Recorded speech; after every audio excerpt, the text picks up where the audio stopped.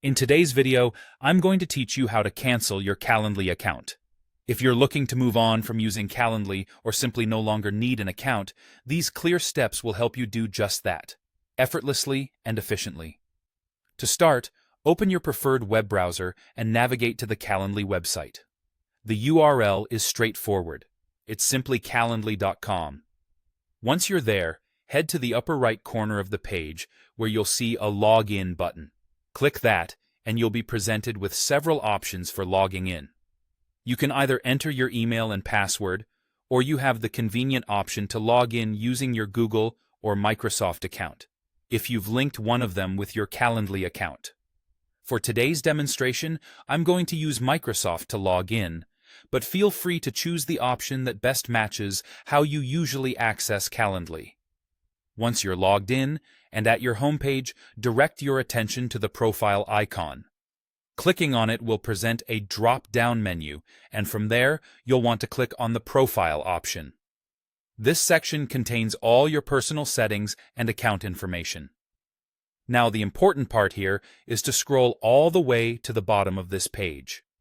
As you reach the end, you'll see an option labeled Delete Account. It's often separated from other options to ensure you don't click it unintentionally, so take care as you scroll down. When you click Delete Account, Calendly will present you with some confirmation options. This step is crucial. It's part of ensuring that accounts aren't deleted accidentally and that you're making an informed choice. The dialog box will include a few different actions to consider. For instance, you might need to transfer ownership of any shared scheduling spaces or events to another team member if you're managing an organization within Calendly. Alternatively, if you're working solo or simply don't mind losing that data, you can proceed to delete your account completely. Next, you'll be prompted to select a reason for the account cancellation. This is a common step in most services, helping platforms understand user needs and areas for improvement. Once you've made your selection, confirm the deletion.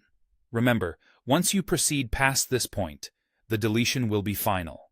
So ensure you've taken any necessary steps like data backup or transfer of important information beforehand. And that's it. Your account will now be scheduled for deletion. I hope this guide was helpful and clear. If you have any questions or need further assistance with anything else related to Calendly, feel free to leave a comment below. Thanks for watching, and we wish you all the best in your endeavors.